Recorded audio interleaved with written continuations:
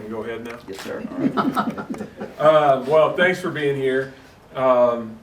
Certainly, it's been a challenging year in our basketball program, and I want to give you just a little bit of a window into what the search process will look like.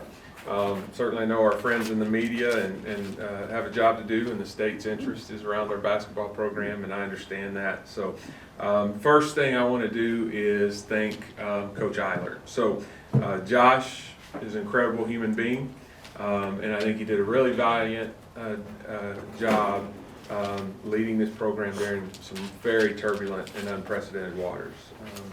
He has my utmost respect, just the way you all saw him in the public eye, but he was the same behind the scenes, just displayed class and integrity, professionalism, and I think the world of him. And I think he and I have talked a lot the last few weeks. This will be a great experience for him. I think he has a very, very bright future in coaching or whatever he were to choose to do in life, just because he's a person that I think has tremendous leadership qualities. So never once has he ever made it about him. Not once did he say, why me? Just consistently and constantly provided leadership and really embraced that adversity as a lesson. And I just want to thank him and for everything he's done, but also thank Brandy and Brendan and Emery and Tristan for sharing their dad with us, because it's certainly been a year where he's had to spend a lot of time with us. So Josh will remain a member of our family and somebody that I'll stay in touch with. I'll just briefly, before taking questions, outline search process. We'll talk first a little bit about profile. I think it's important that we have somebody not necessarily that has ties to West Virginia, but will come in and understand West Virginia and West Virginians, our values, that determination, that grit, that resilience that makes us Mountaineers. And so I think if you look back, Coach McCaslin has done that. Jen Greeny's hit the ground and done that. And that's something that you really can't get a feel for until you sit with people and you talk to them about it. We want somebody who's committed to building a championship program on the court, but also committed to building leaders off the court. That's really important, that we're helping young people grow and develop and get prepared for life. We want somebody who can demonstrate knowledge and has a plan to navigate the complexities that exist in today's college athletics environment. And that changes, as you all know, sometimes daily, weekly, hourly, just depending on what's happening with court cases and other things. And so we particularly know that we have to have somebody who can navigate recruiting and retention in the era of the portal and NIL. And I've seen the way our football program has grown and embraced that and the difference it's made for them. And then lastly, you have to have somebody who not only understands West Virginia, but can embrace being a face of not just WVU, but the state. And you don't get to come to WVU and just be a basketball coach or a football coach or an AD. You're an ambassador for the state, and if you can't embrace that, then this is probably not a job for you. So those are some of the qualities that we'll be looking for. After today, I'll go off the grid, so I'll send all of your calls to voicemail. But I do want to give you a chance to ask questions and make sure that you're able to get content for the next few days, because I know that there'll be an expectation of that. And then we'll go from there. So questions? Great. So a couple of things that may be important to you, or you just sort of rank these. Sitting head coach versus an assistant, Power 5, Group of 5, NBA. What are some of those things that matter to you?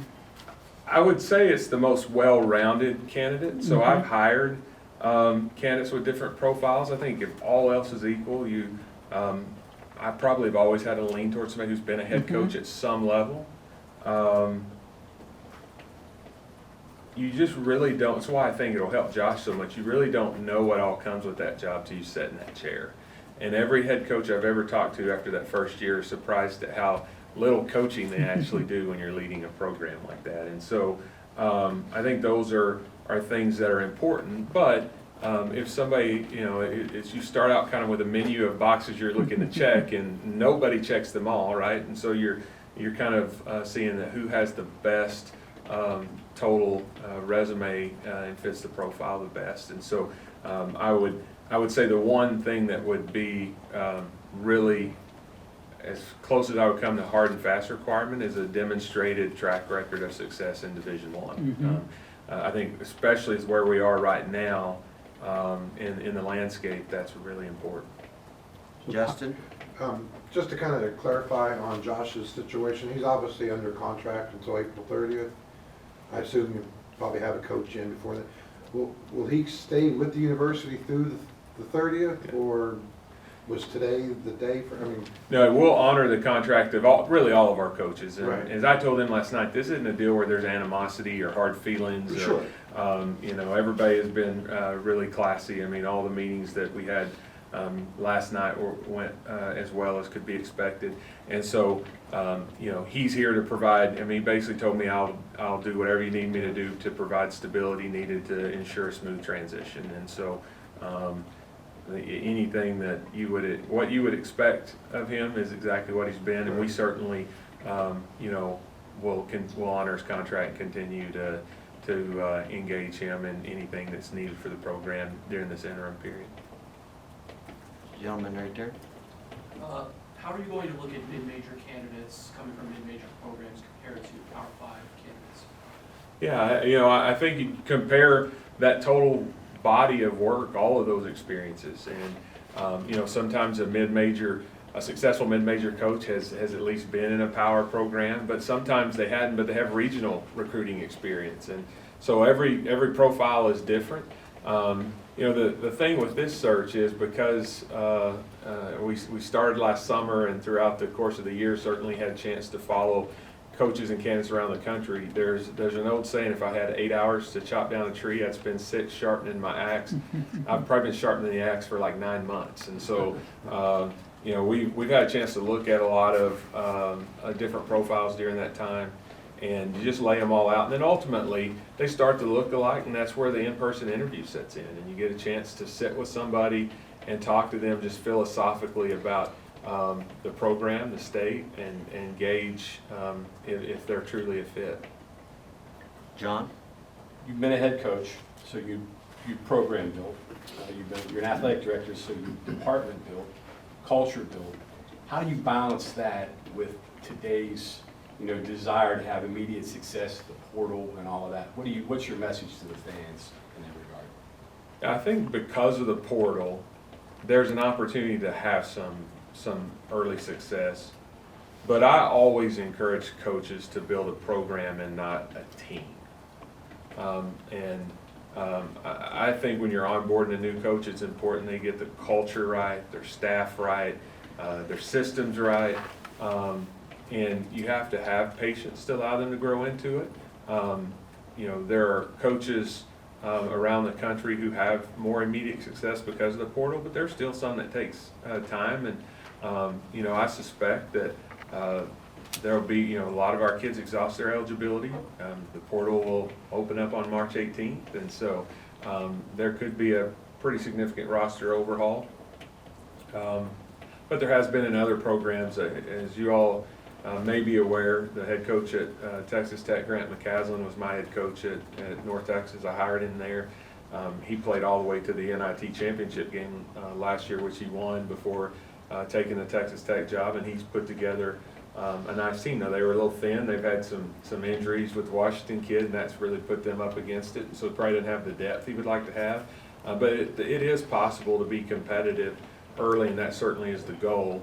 But I always encourage coaches to build a program and to focus on that. And the results will come hopefully sooner rather than later, but they'll come. Ethan? Wren, just a little bit more on the portal, just with it opening on Monday. What'd you tell the guys that are on roster, or what would you tell them just about the coaching search? Yeah. I had a chance to visit with the young men in our program last night. It was like 2 a.m., so it was a short meeting. We flew in, and then I hopped on the bus. But I felt like it's spring break, right? And it's been a long, hard season for them. So I knew they'd scatter today, and I felt like it was important to talk to them in person. So I just said, I know it's been a hard year. I respect and admire they continue to play hard. I mean, to lose by 30 to a team and turn around a couple days later and had them down 16 and should have won the game, and we let it get away from us. But those are the kinds of lessons that you take away, and later on in life you reflect on that when you kind of take a gut punch, and we all do. And so I just shared with them that they had my admiration and respect, that I would be here for them, and that they have my commitment that I'll run the search as expeditiously as we can, but it's important to be thorough and to get the right coach. And so I let them know I'd update them when we had a significant update. And they were very respectful, tired after a game coming in that time of night, but and it was a fairly brief conversation. Bob? Yeah, Wren, you mentioned the importance of knowing West Virginia and knowing the people and the likes.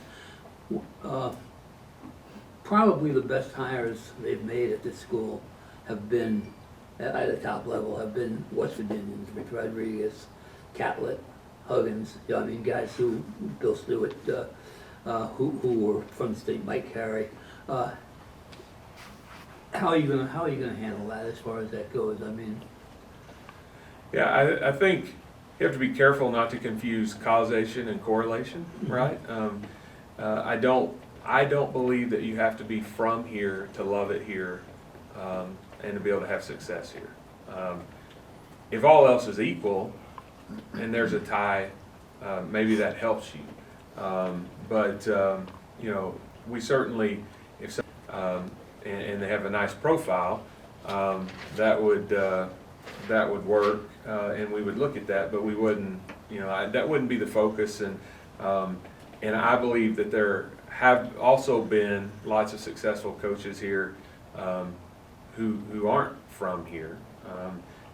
We've got a baseball coach that's doing a great job. We've got a men's soccer coach. He played here, but he's not from here, and that's doing a great job. So I think there are lots of examples of coaches who are not from here. I think what's important is if you're going to have success at WVU, you have to come in with a heart of really trying to connect with West Virginia and West Virginians. And if you do that, the people here will rally around you and support you, and I believe that.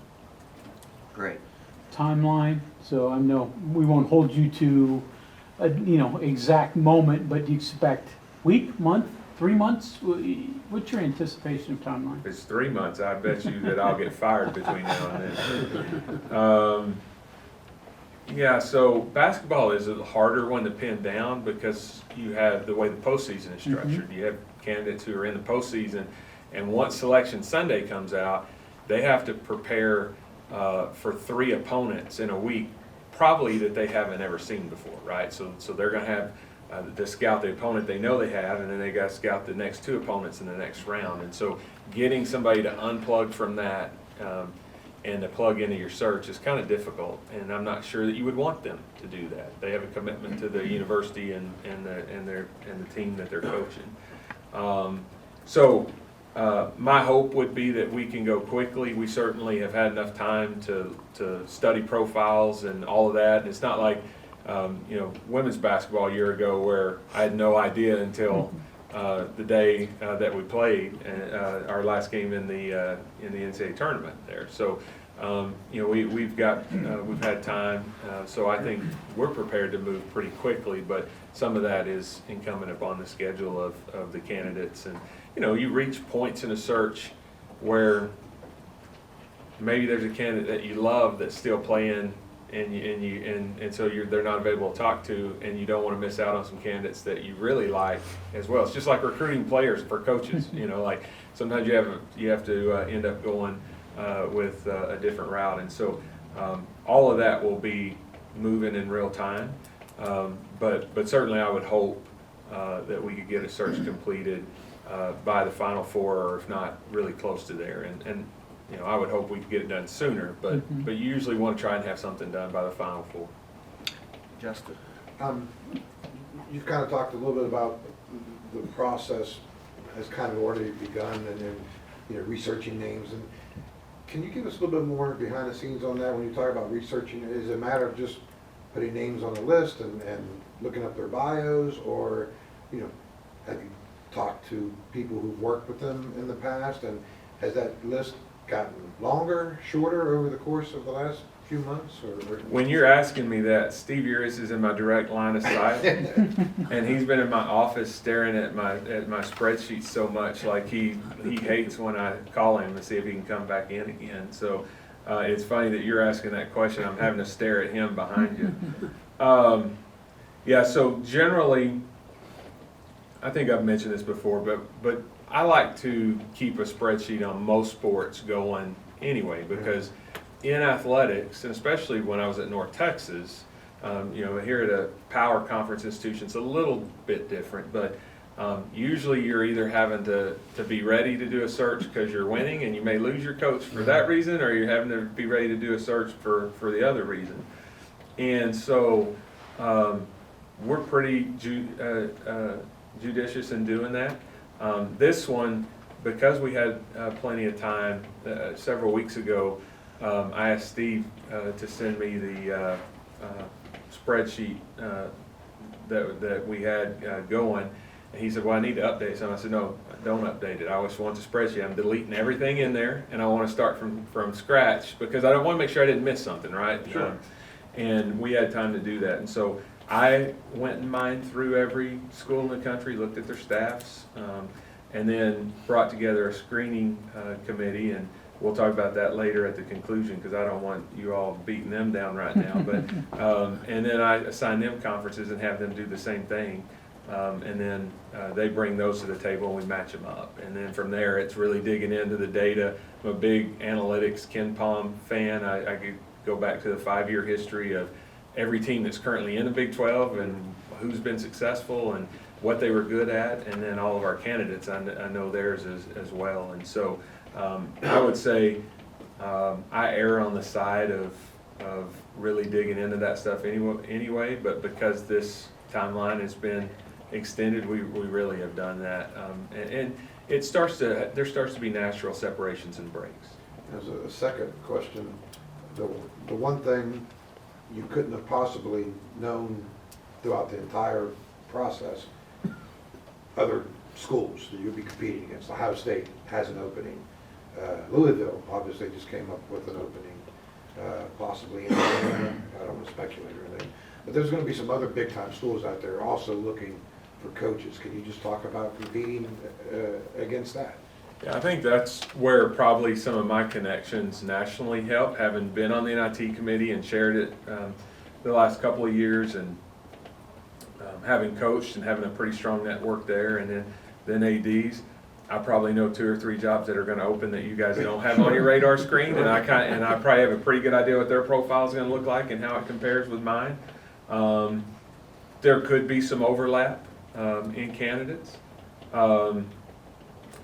But I think you just work through that, and I'm not somebody who believes there's only one candidate in the world that can do your job. I think if you have the support system in place and the infrastructure, you have the NIL support, then it's really, you're finding a profile, but that profile is not one of one. And so we'll be pretty thorough. And do I track those other jobs that are open and try to know where they're at? A little bit, but I don't let that interfere with my process. I guess the best way I can put it is, I'm not somebody who wants to get into multiple bidding on a house. Usually if I know it's a multiple bid situation, I'll just bow out. I'm looking to get the right house and the right deal and all that. So, that's, I think probably that's the way we would be. We're not gonna let what other people are doing affect our process. And I think we'll still come out with a really good coach. Mike? Wren, all this retrospect from the past year you've had, watching how the job works and roster construction works and how the teams played as you got to know it, what insight has that given into you for, like, not necessarily who you're looking for, but what that coach has to avoid, repeat, do better, not necessarily concern himself with, just intangibles like that? Yeah, I think when you're in this world now with NIL and portal and it goes so quickly, great coaches still do a really good job, and those coaches that win at a high level consistently, of having a winning culture. And assessing that on a move when so many recruits are just looking at NIL opportunities, I think is much more art than science. And to be honest with you, basketball is different than football, even just because of the numbers that you're dealing with. And so that's something that I want to talk to successful coaches about. How are they currently doing that? How do they think that could be different here? You know, how do you make sure that in a day and time where rosters are much more fluid than they have been in the past and change more year to year, how do you go about building camaraderie, chemistry, you know, that sense of pulling for one, the loyalty to the institution, that I still think is important, and probably much more difficult to do than it has been in the past. And then kind of along those lines, with going off what you said a second ago, you can get a coach if the surrounding system is strong. The system around the coach right now, where do you think that might need to be strengthened? Not improved necessarily, but strengthened, maybe improved, about the staffing, salaries, anything? Yeah, you know, when you look at, we have an opening, we always compare everything we have to your closest peer group, which is usually your conference. So where is your pay for head coach? Where's your pay for the staff? Where is your travel budget? Where is, you know, all of those different things. And so I feel really good about where we will be in the conference. Let's just talk a little bit about this job for a second. This is a great basketball job. I mean a really, really strong program. Tremendous tradition. We've done it with multiple coaches over the years. Great facilities. I think it's certainly a top 10, maybe top 5 basketball practice facility. The Coliseum is an awesome venue. If you look on KenPom, I know a lot of our people at home, I reference KenPom, and if you're non-sports, you probably don't even know what that is. Most people in this room probably do because you cover sports. KenPom measures possession efficiency. So it goes all the way down to your possessions versus your opponents, and your opponent's possessions versus you and everybody else. And so KenPom, we're number 2 in the country in home court advantage. So how they measure that is how we play at home every possession, how we play on the road every possession, and how our opponents play in the Coliseum every possession, and how they play at home every possession, okay? And so, and it's all factored in the system. So it's a number 2 home court advantage in the country, and it was last year too. And so that's something that's really important. Fan passion feeds into that. Even the few conversations that we've been having with agents and candidates, the passion of our fans come up all the time. I mean, I go back to our Baylor game. It's cold that day, snowing, and we had well over 13,000 people here, and we were pretty much sold out, but we didn't have very many no-shows either. There are not very many programs that late in the year sitting at, we were at 7 or 8 wins at the time, that can draw that. You turn the TV on, you see them empty every night. This is a great job, but we do have to make sure we're resourced correctly. So we have made some adjustments, Mike, to answer your question, that we're at least in the top half of our peer group, and you know, hopefully even higher than that. We have 3 more questions. Do we have time for? We'll go to John. I got one more. Pick your basketball mind here. You've had 2 years to study and evaluate this league. Style of play, the way it's officiated, the successful teams. What in your mind is going to be required of a coach or a program to be successful in this league that's going to get even more difficult with the 4 teams we're adding? Yeah, you have to be great defensively, period. I mean, you look in this league over 5 years, and every team that's finished in the top half is generally top 50 in the country defensively. And most generally, people who are that good defensively really value possessions, and so they tend to play a little bit slower, and they tend to value offensive possessions too. Not a lot of turnovers, high offensive efficiency. There's just a culture of valuing possessions that ends up working on. If you have to work so hard on the defensive end to get them, you tend to take care of them a little bit better on the offensive end. And so, but you can go back 5 years and you won't find anybody outside the top 100 in the Big 12 who's finished in the top half of the league and they were outside the top 100 defensively. And so there's no question that you have to be really good defensively. We'll go back to our gentleman back here. With the right coach and the right new hire, with the current talent that you have and the possible future talent that you could be bringing in, not playing basketball around this time in this building, in the city, it's an anomaly. So how close do you think you are with this right coach, with the tournament, with the talent that you have to get back to the tournament and be back at the top of the Big 12? Yeah, I don't think it'll take us long to be competitive nationally again and back in the tournament. I don't know that we can necessarily count on talent that you have in this day and age. I mean, rosters are fluctuate and transition a lot anyway, right? And when you have a coaching change, there definitely going to be some transition. But I think when you look at everything that we have, it will not take us long to be highly competitive again. Back to Bob. Yeah, two highly divergent questions. One, You see what he did? You told him one question, he's asking two. That's a vet right there. I'll combine it. You're good. You're good. You mentioned fans. What role, if any, will boosters play in your decision? I mean, how do you handle that? Yeah, I think when people give their wealth and time and talent to support a program, I always give an ear to those data points.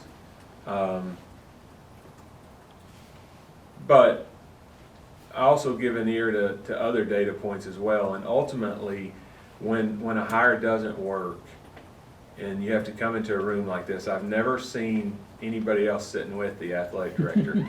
It's always the athletic director sitting there. And so I know that. So ultimately, I have to make a decision that I feel like is the best decision, because I'm the one that's going to, more than anybody else, I'm the one that's going to bear the brunt of that decision, good, bad, or indifferent. And so, so I think it's important to get all of the data points that you can, but to not to be too overwhelmed with that. Don't be a slave to it. And the other thing was, what have you learned from this year? Man, that is a loaded question. I'm usually loaded. Yeah.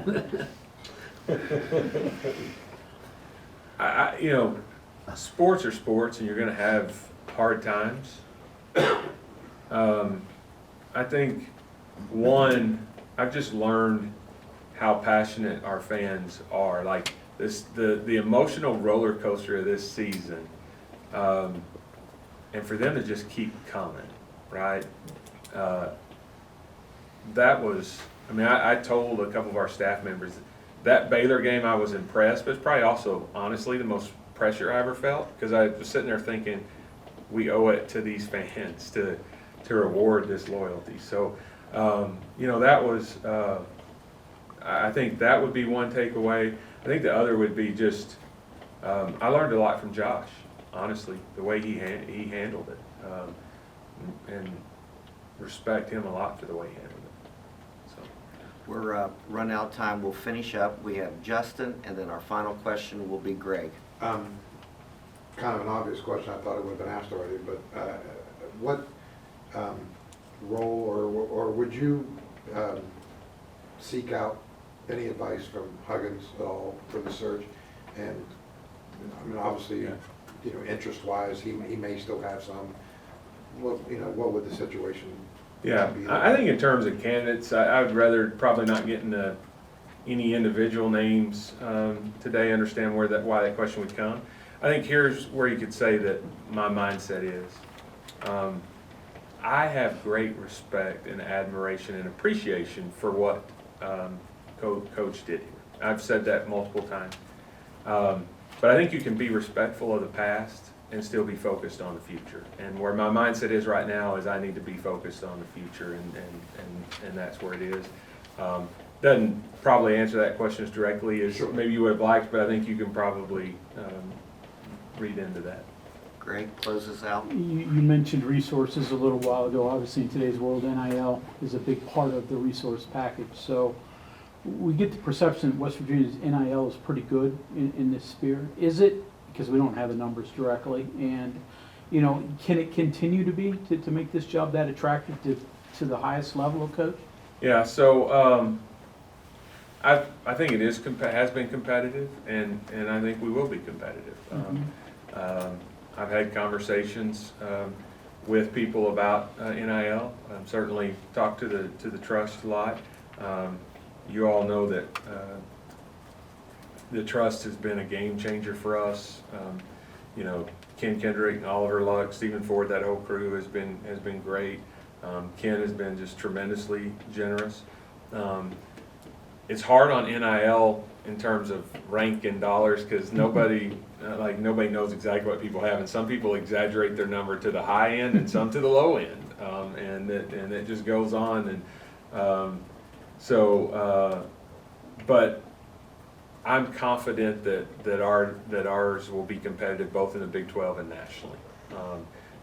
And so I believe it is, and I have every reason to believe that it will be. And we're going to ensure that our men's basketball program has the resource it needs to be to compete. And NIL is certainly a part of that, and we definitely will make sure that that's the case. Thank you, Wren. Members of the media,